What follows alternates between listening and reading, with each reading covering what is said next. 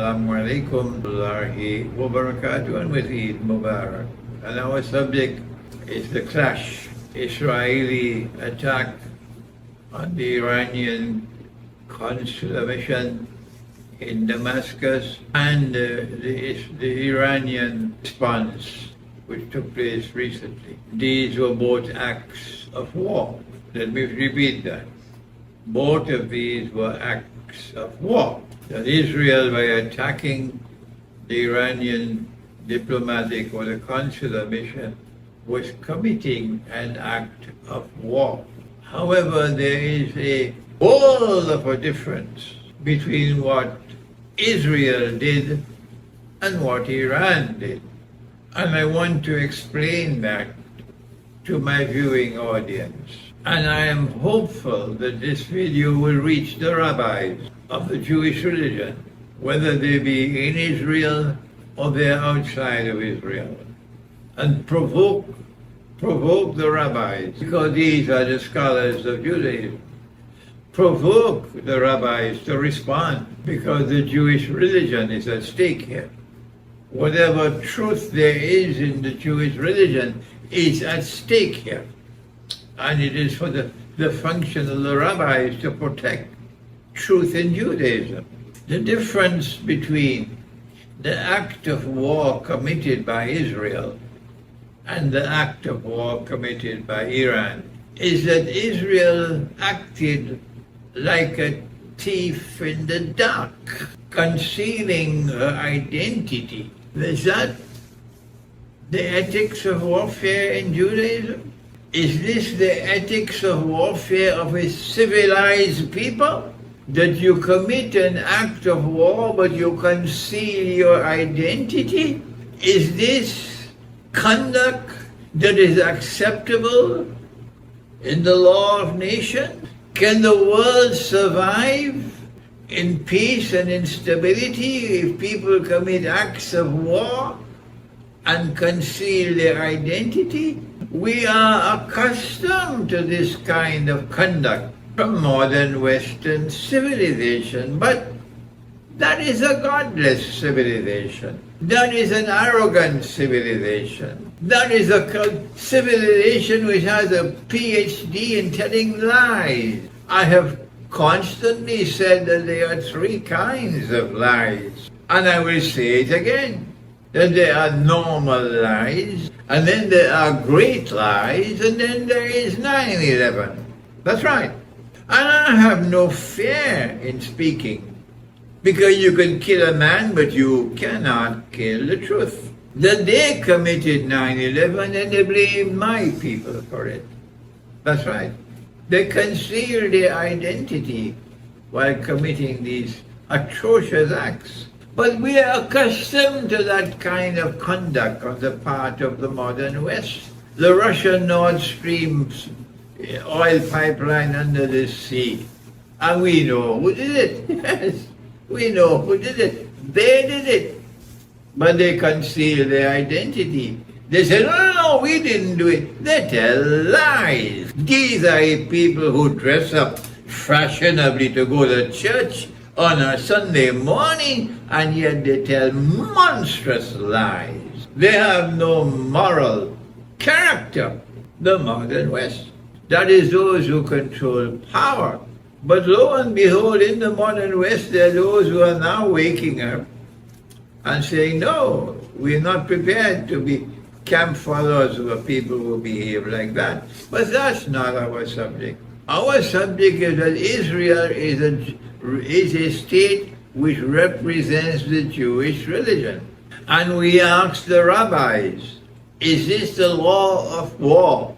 Is this the ethics of war in Judaism? That you can commit an act of war and conceal your identity like a thief in the dark? Is this character? Is this integrity? If others were to follow this example of Israel tomorrow, and Israel is attacked, would you not complain? Huh?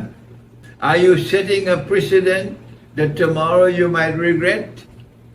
This is my message to the rabbis of the Jewish religion. Number two, Israel attacked a diplomatic mission. For thousands of years, nations in the world have interacted with each other with diplomatic missions. And the diplomatic mission was always held sacrosanct because the state was responsible for that mission. And if you attack that mission, you are attacking the state. So diplomatic missions were always inviolable.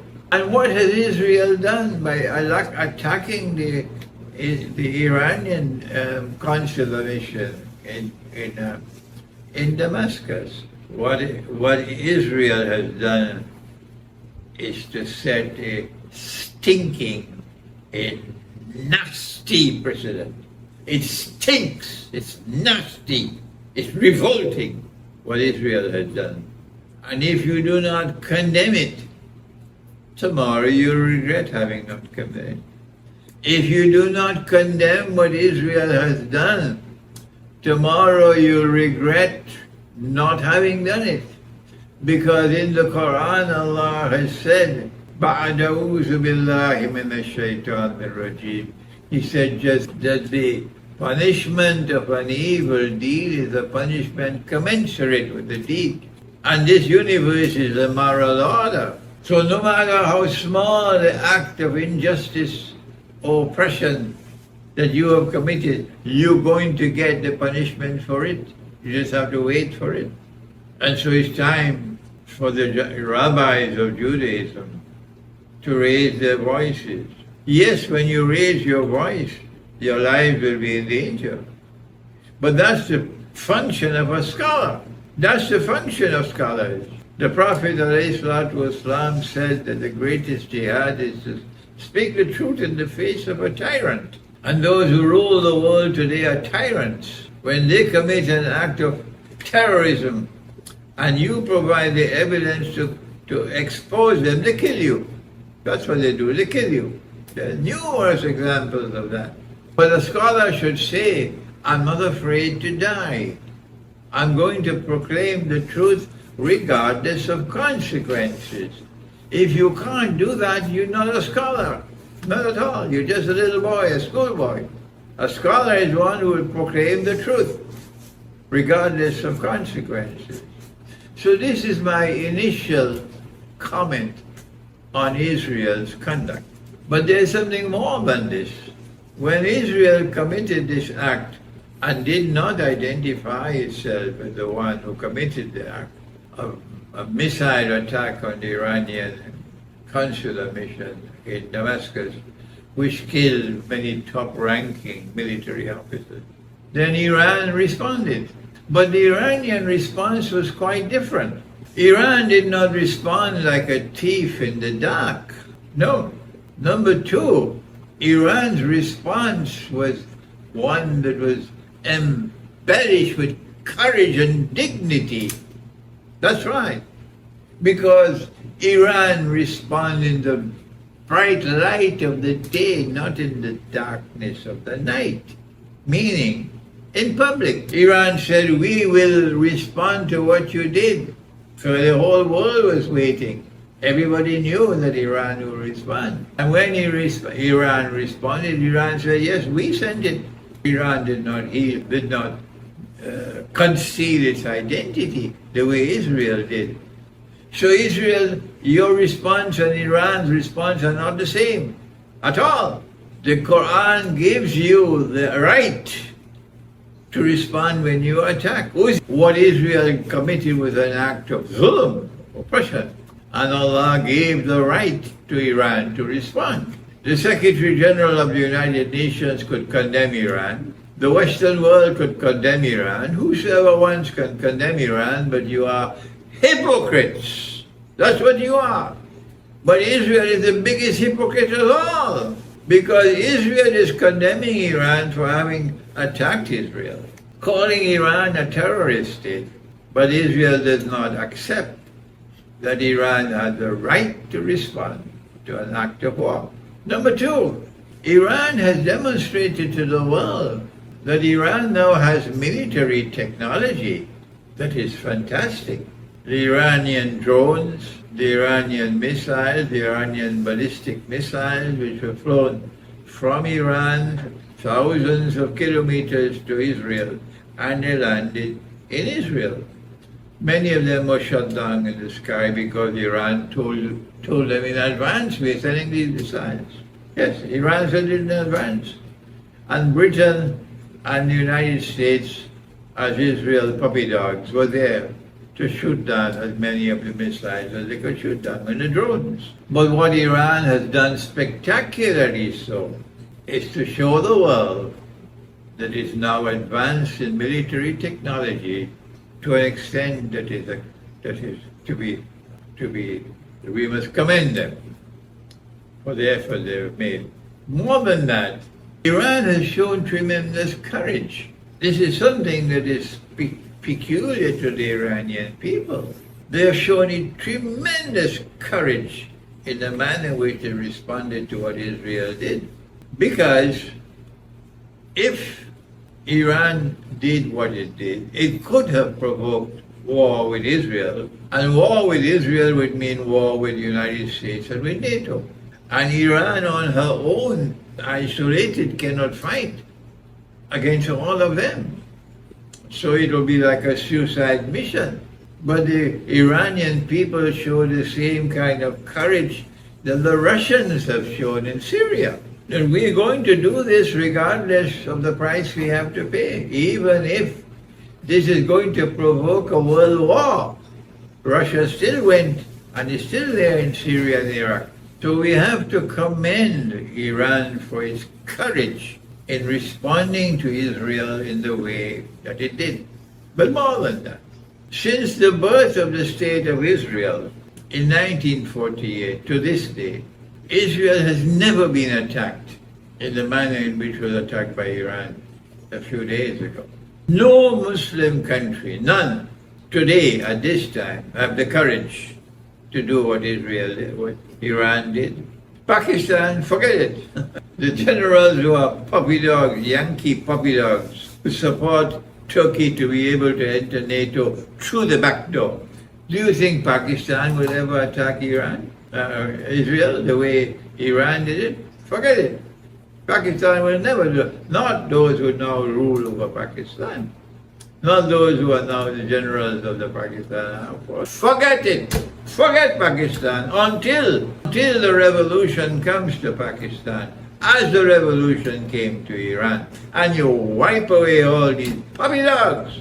Then Pakistan can have the courage and the integrity that Iran has.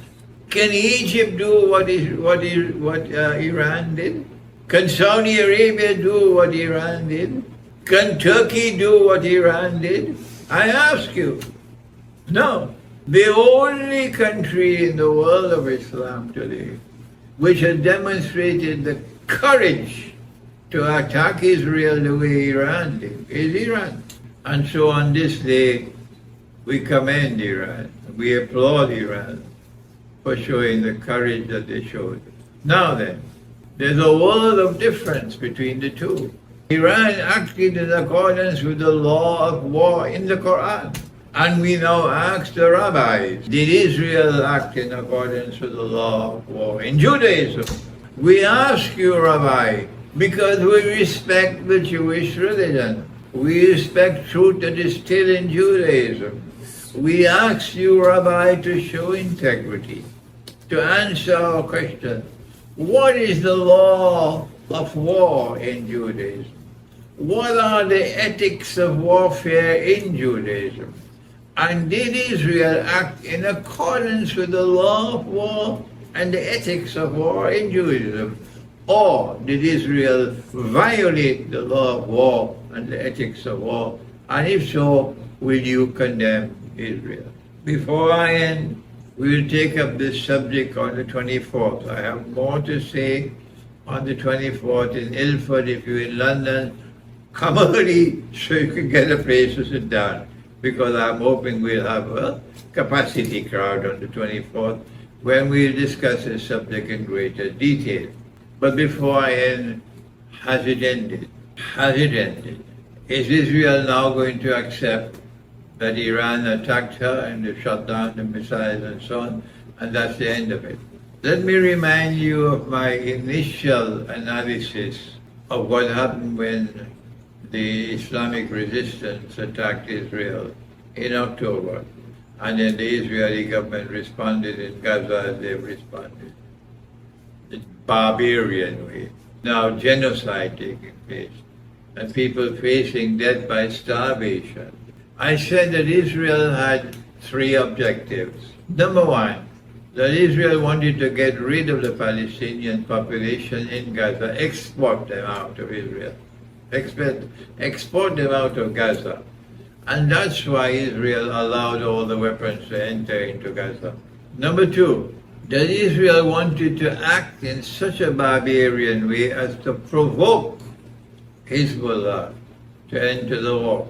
And thirdly, that if Hezbollah were to enter the war, that would open the road for Israel to attack Iran. And so the ultimate objective of all of these was not just to export the Palestinian population. The ultimate objective of all of these was a big war. A big war.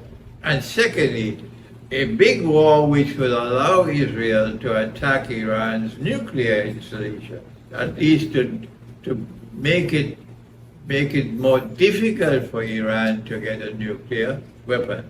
Israel has not achieved any of these three so far. And so my fear is that between now and the 24th, when we meet in Israel, we might have another act of. It is possible that Israel might respond between now and then. And if so, we can be facing a bigger war.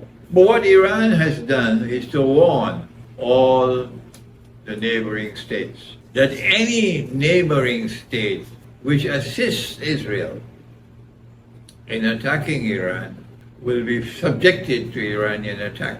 And therefore, all the oil installations in the Gulf, all the oil installations in the Arab world will go up in flames. And the world will face an economic catastrophe.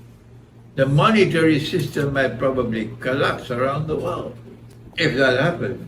So the Iranian threat to attack any state which assists Israel is one that must be taken seriously.